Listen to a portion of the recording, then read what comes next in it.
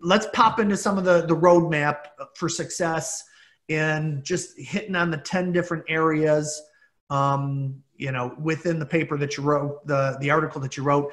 The first one, it really makes an awful lot of sense. And I think this is, you know, exactly what I'm feeling with the family that I'm serving right now, where G2 and G3 are coming at things from a different mentality. And I think that's what you're talking about. Maybe you dive into that a little bit, the alignment of the ownership groups.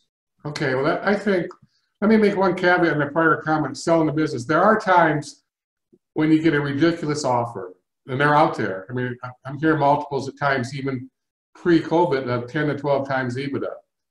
In my opinion, that's a foolish price to pay for an operating company.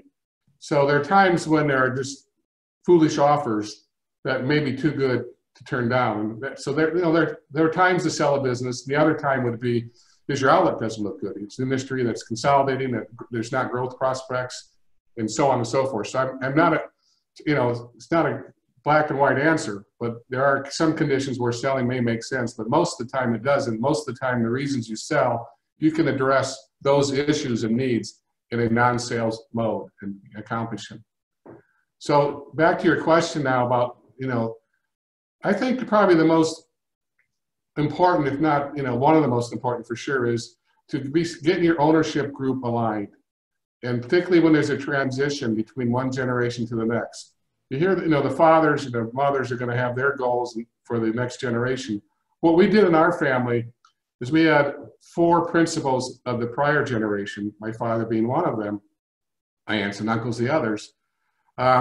We got my 8 cousins together, which were all the heirs from those 4 people. One had no heirs. And we sat down and said, okay, you know, it's great our forefathers or parents want us to continue on with the business, but it really comes down to what do we want to do? I mean, it's in our hands. It's going to be in our hands. What do we want to do? Do we want to keep the business? How many of you want to think we should sell it? How many want to keep it going for another generation? So we started at a very root level of do we want to keep it or not? And we felt it was important that our group came together in terms of are we going to keep it or not? Who wants to be an owner? Who wants to be cash out? How are we going to govern? What are our goals? And the goal part is really important, you know, like distributions. Our family was a conservative family. So we really didn't do distributions other than for taxes.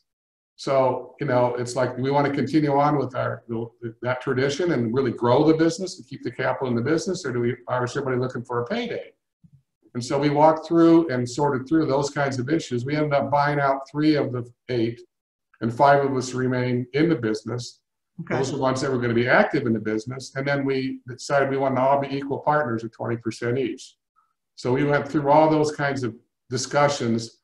And then the next level, which was kind of part of this and was important to me, was how are we going to run this place? You know, what authority would I have as CEO? What authority does the board have? What authority does the owners have? We spent a fair amount of time working through what I call the shareholder operating agreement or limited partnership agreements. So we know what the ground rules were.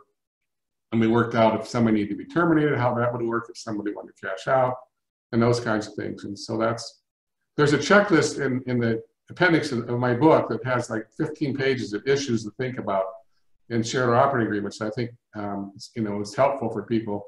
You may not want to have answers for all of it. It gives you a good checklist to think about. Do you have a decision, to make on some of these things today before a problem comes up tomorrow?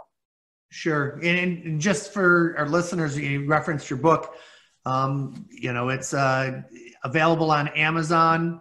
I believe it was an Amazon bestseller, Your Family or Your Business, Your Family, Your Legacy, by George. And it's, building a multi-generational family business that lasts. I have to be perfectly honest. I have not gotten it yet, but it's on my list to grab and to get through that. I know that it's going to be packed full of, great information. The fact that you put things in there like the checklist, that's super helpful. So thank you for that. It's a quick read. It's a couple-hour read. It's really kind of a guidebook, and so doesn't have to go each chapter one after the other. If you're looking for specific issues, You can bounce around. It's not fluffy. I'm an engineering undergrad, not a journalism major. So it's got some stories and case studies, but it's pretty content specific in terms of suggestions and things to think about.